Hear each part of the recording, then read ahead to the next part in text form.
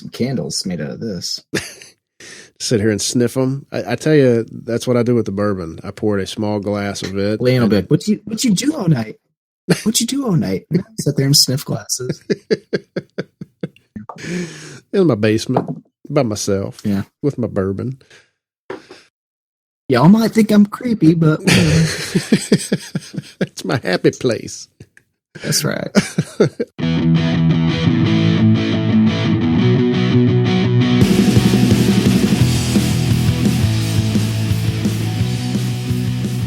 Welcome to the Firewater Review, a not-so-weekly podcast, at least as of late, dedicated to whiskey reviews. I am Seth Brown. I'm joined, as always, by my co-host, Aaron Cave. How's it going, sir? It's going great. Long time no see. Back in the saddle. Yes. Actually, that's a lie, because you and I actually saw each other, literally, for the first time ever. Yes. Last week. Yep. And so what were we doing when we saw I was just each going other? to ask you. We met in Nashville, Tennessee, and we did a barrel pick up at MB Roland, which is on the western side of Kentucky, Pembroke. And we picked a couple barrels, went for one and came home with two. Yeah, it was. We had a great time, didn't we? It was a blast. Yeah, it really was. I think that entire day was probably the best, I'd say best bourbon experience that I think I've had. Just, being able to meet you for the first time ever. We've known each other for 5, maybe 6-ish years or so. Just doing the online dating game, I guess, bourbon dating game. But then meeting up there and being able to go to MB Roland and just having that experience and like you mentioned, going up there with the intention on picking one and then coming back with two. And then that night being able to meet up with John and Zeke and record a show with them and being able to hang out with them and you and your brother and just, we had a table full of bourbon, good bourbon. And it was just Great bourbon. Yeah, it was just a great time, a really great time. Yeah, so I tried to paint this picture to you last year when we went and did this pick, and I thought it was just when we went last year was a great experience. Just seeing Paul climb up, thieving right out of the barrel, with all these mismatched different glasses, and it was great. It was just really like a homey experience. It was just like you were part of their home. Yeah. And this year it was a little different. It was still, I think it topped last year just because last year we tried about 7 barrels and we picked our barrel and we were done. But this year, he rolls out 5 samples. I was like, oh, okay, great. And then he goes on to say that they were 53-gallon bourbons. And I'm like, wait, I thought we were here to pick a rye. And that was the first thing that hit me. I was like, I thought we were here to pick a rye. And I'm like, 53, that's a lot of bottles. Yeah. We're thinking, 100 bottles between the two of us. Okay, that's fine. And, but man, when we tried that fifth barrel, I was like, I want them all. I was like, God, I'll take every single bottle from that barrel because it was phenomenal. Yeah. And that was, I saw it was that eye contact saying, we cannot let this barrel go. Yeah. And then he rolls out another 5 bourbons after that in the 25-gallon. Mm-hmm. And then I'm like, well, I think we got our barrel. We're good. We're happy. I was thinking, oh, maybe we're not going to do any ryes. Well, they don't have a ton of rye, so wouldn't surprise me if we didn't do any ryes. And then another 5 come out. So 15 barrels we tried. Mm-hmm. And the last 5 were the ryes. And they were all good. I was a fan of all of them. Mm-hmm. And that last one we tried was on point. It was good. And here we are, 2 barrels. Yeah, I know it. Yeah, I was the same thing. Like he mentioned, we walked in, he had the 5 sitting on the table at first and said that they were 53 bourbons. And there was part of me that at first I was almost a little confused because I think, everything leading up to that you had in your mind a rye, I had in mind a rye, and we'd communicated that to Paul. But then I got to thinking, I was like, okay, well, there's 53 gallons, and he hasn't let a lot of those be picked. I think ours we were thinking was the third. Yeah. The third 53. Third or fourth. Yeah. So not many. So to be able to do that was pretty cool. And then after we got into them, and especially after that fifth one came, it's like, okay, I think Paul even said, do we even need to keep going? I was like, no, we can't. we need to just be on the safe side, because by that point he had brought out the 525s. And then, like you mentioned, he brought out the 525 ryes, and it was just a really good experience just to be able to sit down with he and Mary Beth and really just hang out and sample a lot of their good whiskey. It was just a good time. Yeah, I mean, we recorded there on site, just, the pick and, just talking and hanging out afterwards. And I looked up at the record time at one point, and it was 4 hours plus. It's like, we've been sitting here for 4 hours, just drinking bourbon and just talking and just having a great time. Yep. And on top of that, cigars. I mean, you go to a distillery, you can't light a cigarette or a cigar, and they're like, "Oh yeah, come on, let's have a smoke." Yeah. So it's just, they're great, man. I love everything they do there. Yeah, they're really good people, and like you said, I recorded. It was a little over 4 hours, about 4.5 hours, I think, and that was just what we recorded. That wasn't actually walking around the distillery. He gave us a brief tour of the place, and that didn't include any of that because I didn't record any of it. But I would say we were there for probably, after that we went in the gift shop. Yeah. And we were there for almost an hour, I think. Yeah. And had some samples. So I would think total experience at MB Roland was what, 5.5, 6 hours, you think? Yeah. I was thinking about 6 hours. Yeah. So what other distillery would you be able to go to and do a barrel pick the way that we did? And, I have to think, like, if we hadn't have found one that we were 100% sold on, I said, because I think y'all did that last year, didn't you? Last year. Yeah. We tried 4 and we're all like, these are good, but they're, we're, dishing out our own money for this for us. So it's like, you want something that's really going to wow you. Yeah. And he's like, hey, let's go back up and try some more. Yeah. So went back up, pulled from 3 other barrels, and found the one we liked. Yeah.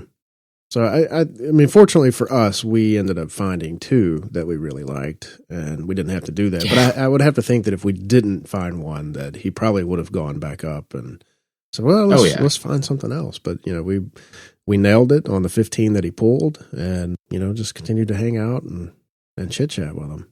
Yeah. I don't know about you, but I'm thinking next year we need to make this a yearly thing, for one. Yeah. But for 2, I think next year maybe a wheat might be in the forecast. Yes, because I think I know I did, and I'm pretty sure one of the bottles that you got from the gift shop was the wheat whiskey, wasn't it? Yeah, I got the wheat and the wheated bourbon. Yeah, which were good. Yeah. Yeah, we had a great time. It was a blast. And then after that, recording with the dads, drinking bourbon and just hanging out that night. And like you said, all that bourbon on the table, so many great pours, and it was great. That was probably one of the best bourbon experiences for me as well. Yeah. Good time, good whiskey, good people. But we are here to review some whiskey. So what are we doing today? We're actually, I think, doing 2, aren't we? Are we doing 2? We are. All right. We're looking at MB Roland Batch 1 rye whiskey, and we are also going to get into MB Roland C16-16A, which would be what? The Firewater Review Barrel. Exactly. Hey. Yes, sir. So, what can you tell us about these? Well, batch 1 is a little over 2 years old. I know, actually got to try this barrel last year when I was there. And I remember I asked Paul when I tried it, I was like, can I buy this barrel? And he said, absolutely not. And I was like, he was like, this is going to be our first straight rye whiskey in like a month. And he's like, and everyone loves it. So it's definitely going to be bottled and sold in the gift shop, special release. And it was, and he was kind enough to send both of us a bottle. Yep. So thank you, Paul. Absolutely. 100%. Thank you. Yeah. So, and it's quickly became one of your favorite ryes. Yes. And I also fell in love with it. It is just a phenomenal rye, 2 years old and just packed full of just great flavor. And our barrel we picked is it's also a little over 2 years old, but a little older. Ours is not going to be bottled till October. So by the time it's bottled, it's going to be about 2 years and 7-ish months. And the reason I think we're going to let it sit just a little longer is because, one, we're kind of itching to get that bourbon pretty quick. And two is, it's just a couple more months and that heat's going to just, I think, bring it together, just really going to bring the rye together. Yeah. Not saying that it was lacking anything at all, but last year, when I remember we did our barrel pick, everyone was stunned with the flavor and the finish, but I thought it was lacking just a little bits of body, and it just wasn't as viscous as I thought it should be. And Paul agreed, and he's like, I think we should let it sit another couple months in this heat. And we all were like, all right, let's do it.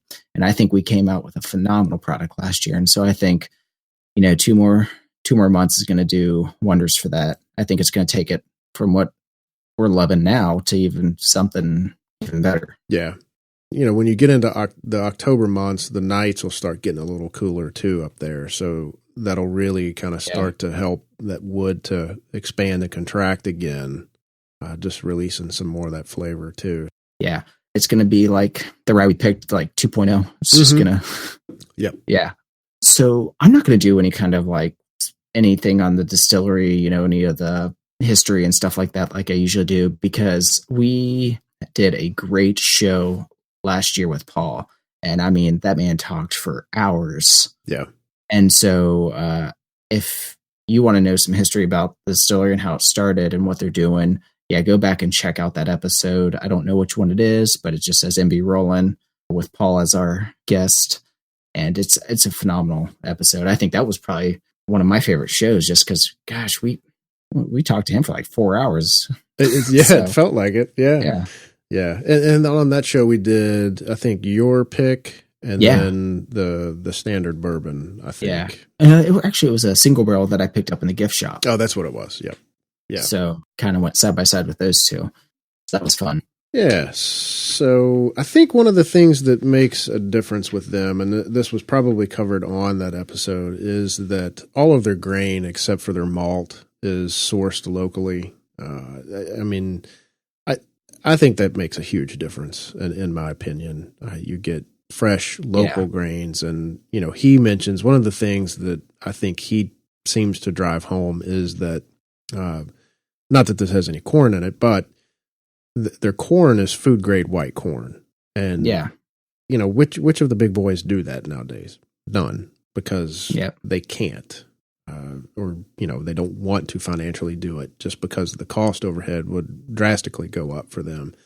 But it's the same thing with their rye. The rye is close by. The wheat is close by. I think what did he say? The malt was the only thing that they really got from somewhere else, I believe, is what he said. Yeah. And I think another thing that they really kind of drive home is that as they're distilling and as it's coming off the still, they take it straight from the still right to the barrel. They don't add any water, so it's not cut at all. It's coming off around 110 proof, going right to the barrel. And then after it ages, it goes right from that barrel into the bottle. They add 0 water, so it's the way God meant bourbon to be. Yes. It is completely uncut and completely unfiltered. And I think I said that this doesn't have any corn in it. It actually does. I misspoke there. What is the mash bill for the rye? Do you know? Yeah, the mash bill, it's 68% rye, 27% corn, and 5% malts. And then the bourbon mash bill, not that we're having the bourbon on this episode, is almost flipped of that. The corn is a little higher than what the rye is for the rye whiskey, but if I remember correctly, it's almost like the rye and corn are flipped in the two mash bills, if I remember correctly. Anyway, anything else to add to this? Oh, it's delicious. That's all I got to say. All right. Well, let's take a quick break, and when we come back, we will share our notes.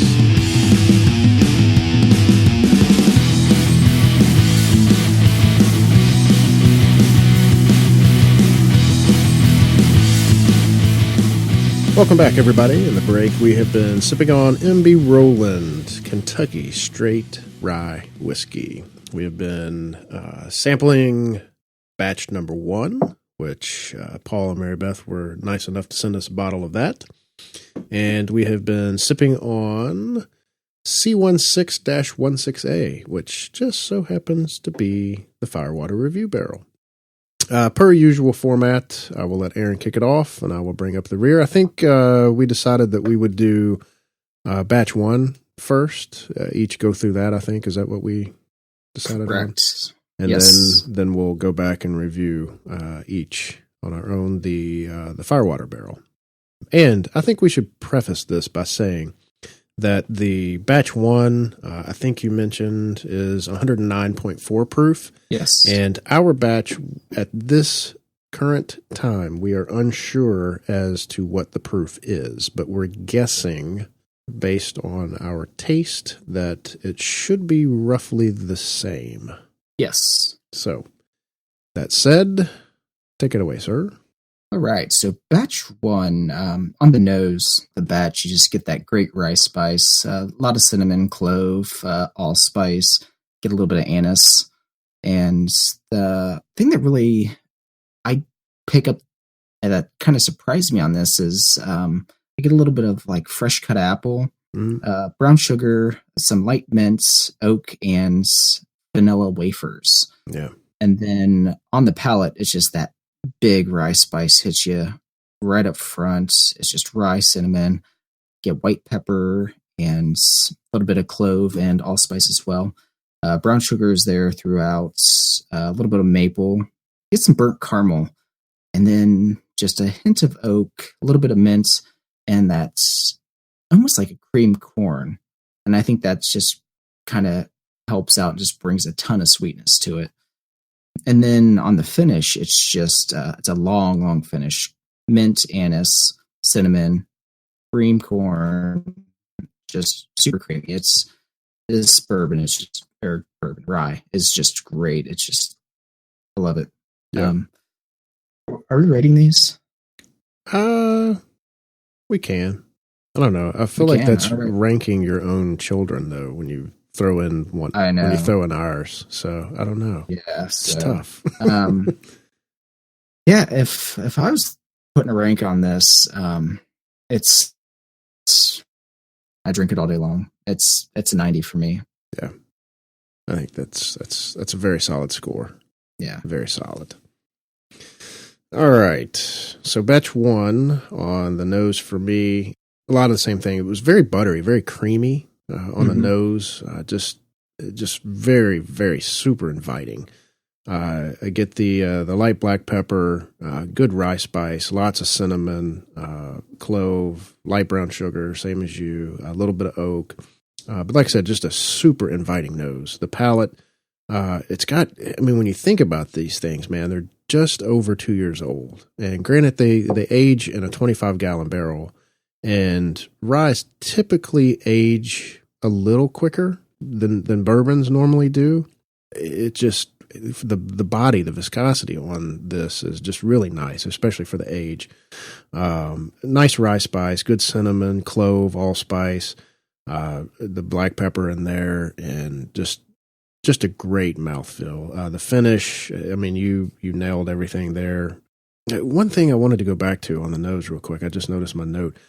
I was picking up a little bit of bubblegum on it. And I don't know, because you mentioned cream corn, and not that bubblegum smells like cream corn, but that was an odd one that I picked up too there. Just some of that sweetness. But anyway, back to the finish. Good rye finish. Just lots of spice, and it's weird because it is super sweet on the nose, or it was for me, and just to have the mouthfeel, the spice that it does on the palate and the finish, it's really well balanced. I like it a lot, and I think when we got these bottles, I told you, I said this may be one of my favorite ryes of all time. Yeah, just to have the one bottle, and we were talking right before we hit record after the break, it's getting low, unfortunately, and I'm going to have to hide it from myself. So I would agree with you. This is a solid 90. Yeah, solid 90. Speaking of hiding this from yourself, so when I first opened this and I shared it with my brother, I told him, I was like, I'm going to have to hide this and just not touch it because it's just too good to have it go that quick. Yeah. And he mentioned, it might have been when we were at the distillery. I can't remember. He goes, I've noticed that MB Roland Rye is getting pretty low, Aaron. He's like, I thought you were going to hide that. And I was like, well,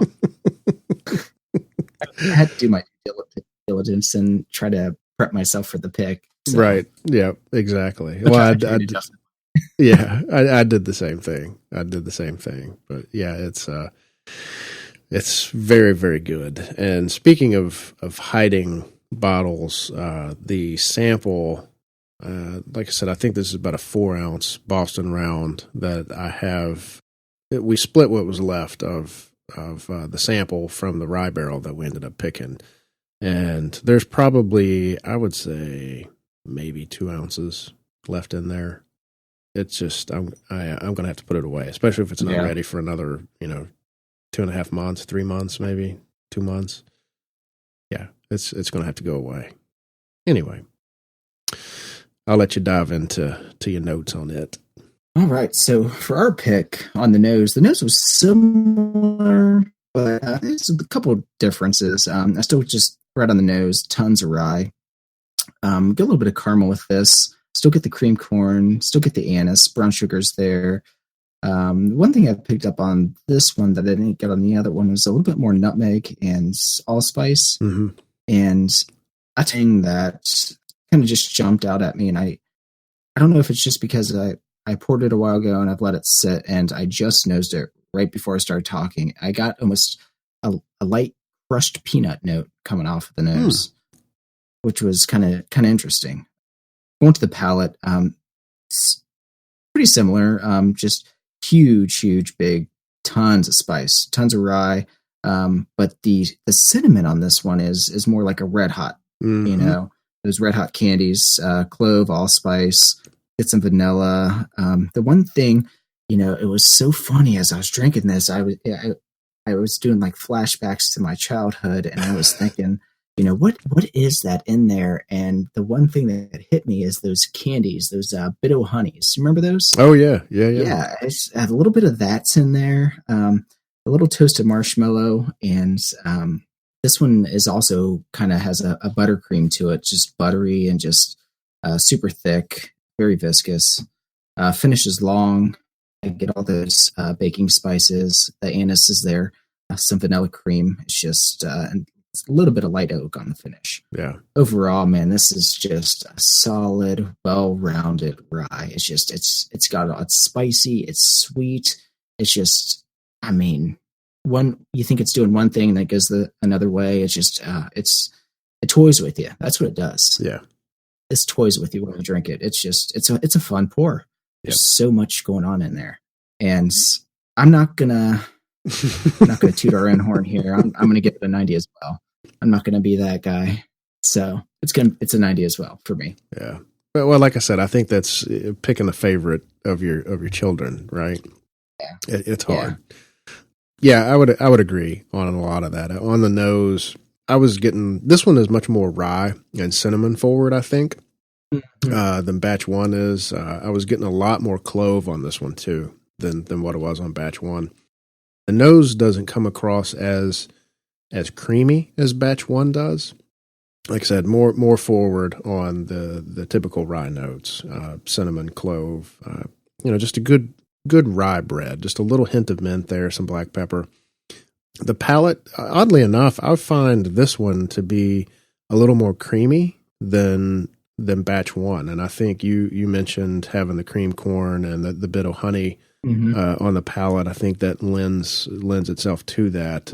But just real creamy, just a great mouthfeel. It's really well balanced because you get, to me, this one, it starts off spicy and then, okay, well, there's some creaminess there. It's kind of buttery. You get that honey, some brown sugar in there, and then it starts getting spicy. And I think that's what you were kind of saying. It just kind of messes with you, and it just. I think it's a great pour, man. The palate though is really cool, if you ask me. And the finish, again, it's a nice long finish. Standard rye flavors there. It was getting a little softer there towards the very end, kind of sweeter, picking up just some slight hints of mint there, some honey, again, that brown sugar, light oak, very, very light oak. Just a really great pour. I mean, I could sit here and drink these all the time, every day, and I would be sad because it would be gone. Yeah. But yeah, I would agree with you on this one too. I think for different reasons, I would give this one a 90 as well. They're very similar, but yet they're very different. But to be the same mash bill, roughly the same age, and their rick house really isn't that big. It's an old hay barn. Yeah. So the spacing, while yes, you could put it up against a wall or something like that, you know, it may get a little bit more heat. It's not like they have 6-story racks in there. I think the highest I remember seeing is maybe 2 or 3 high. I think I can tell you. I can flash back to some pictures. Just go ahead and keep talking. Yeah. But I think the 53-gallon barrels, maybe he has 2 high. Yeah. I think, and then the 25s, he may have a couple of levels of those. But anyway, the point being is that the spacing, you know, depending on where you put those barrels in the rick house, I don't think is going to be that drastic of a difference. But then again, I don't know, because each of the bourbons of the 53 gallons that we tasted was very distinctly different. Yeah. So I don't know. Maybe it does, but you would think with the size that the barn is, that it wouldn't play that big of a factor. But maybe it does. I want to say, I'm going to say it's 4 high, maybe. Okay. Yeah, I failed to take a picture of the rick house. Here, this is the one I was looking for. No, 3 high. You're right. It's 3 high. Okay. Yeah, I got something right. First time for everything. And the 53s. These are pictures from last year, though, so it might have changed a little bit. 53s were pretty much just too high. Yeah, too high. Okay. Yeah. Either way. Yeah, either way. Great stuff. If you're ever down that way, stop in the gift shop. They're great. You can try everything there at the gift shop. They're great people down there, and pick up a bottle of the rye for sure. The wheat's solid, and we love the bourbon, so... A lot of good things going down there at MB Roland. Yeah, and they should be growing within the next couple of years as well. Yeah, he'd mentioned some additions that they'll be having added on there eventually. Yeah, and I think we're hopefully, I'm hoping to make this a yearly tradition for us. Go down and pick a barrel every year, because it's great, a lot of fun. Yeah. Well, it's such a good experience. They're such good people. They're very well. I mean, just the hospitality is. I mean, on a scale of 1 to 10, it's a 12. I mean, they really roll it out, and it's just a great experience. And anybody that I've ever recommended go by there, they've just just raved about them. Just such good people, and So anyway. Definitely check them out. And if you're in Nashville, gosh, it's only 45 minutes to an hour north of Nashville. It's not that far. Yeah. Not that far at all. And it's right off of I-25 or I-24 rather. I mean, you can practically see the distillery from the interstate. It's, I think, less than a mile off the interstate. It's a barn and 2 silos. You can't really miss it. So definitely check them out. Anything else to add? Not really. Just 90s all around here. Yep. So super. This might be the easiest math that we've done, especially with your review plus my review, and you throw in 2 different whiskeys in the mix. Yeah. Can't get that much easier. That's right. And so, yeah, definitely looking forward to our barrel coming. And, the way we're talking it up sounds like we'll be keeping all the bottles to ourselves. So, everyone listening to this, sorry. No, we'd like to share. Yeah. But, we're really looking forward to this. And just, I don't want to say I want to apologize, but I kind of want to apologize that we've been kind of laxed in our recording. We've been hung up in Nashville for a long time. If anyone listens to the Dad's Drinking Bourbon, we've been hiding out in the attic up there. So yeah, no electricity up there. Yeah, hard to. That's what I said. I told Zeke if he had some electricity up there, we could have been recording this whole time. Yeah, but so life's starting to get back on track. So let's hopefully we can keep it going and keep some weekly reviews coming for you guys, and just appreciate all the support that you guys have given us, and asking where we've been and what we've been doing and when we're coming back. It's great to hear from you guys, because it makes us feel like we're just not doing this just to do it. Yeah, it's nice to be loved. Yes. Yeah, but it really is. I mean, direct messages on Instagram and, the occasional text here and there from different people. But yeah, it is. I mean, life happens, and it has certainly happened for the 2 of us for various reasons. And not to make excuses, but like I said, hopefully we'll be back at it here. Yeah. Certainly hope so. All right. Well, as we've already mentioned, definitely if you are in the Western Kentucky region, MB Roland is a absolute must stop on the trip. They're actually part of the Kentucky Bourbon Trail. They're on the craft tour. They are a part of that. They're kind of out there almost by themselves in Western Kentucky, but it's an easy drive. They're super easy to get to. Like I said, about an hour north of Nashville. Right off the interstate.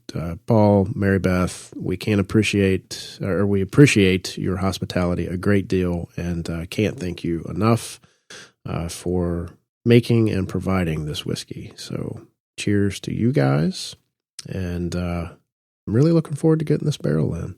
Yeah. And if you do stop by, just tell them the boys from the Firewater Review sent you. Absolutely. Able to do something nice for you. Who knows? Yep. With that said, where are you on the interwebs? Oh man, I got to think about this. It's been a while since I've had to do this. I won't lie. I actually did think about it right before I asked you. Yeah. So I am at Bourbon Cave on Instagram and Twitter. I don't really write many reviews anymore. Been a little busy, but used to write some reviews, but we'll just leave that out for now. And you? I am Seth P. Brown on Instagram, and as of this point, never on Twitter. I too have not been writing reviews. My apologies to our good friend Hassie Berg on that as well. Hassie is still covering the Son of Winston Churchill. He is still doing reviews over there. So while Aaron and I have been on a hiatus from that, you can still, by all means, check out reviews over there at Son of Winston Churchill on Instagram. And I think that's it. You can find this podcast on iTunes, Google Play, Stitcher, and YouTube. YouTube is audio only, no video as of this point. And I think that's it. Appreciate your reviews. Appreciate your love, your feedback, and all that good stuff. So until hopefully next week. Gosh, could we make it 2-3 weeks in a row? I know. So. I hope so. Keep our fingers crossed. Yeah, hope so. All right, so until next time, please drink responsibly and cheers. Later.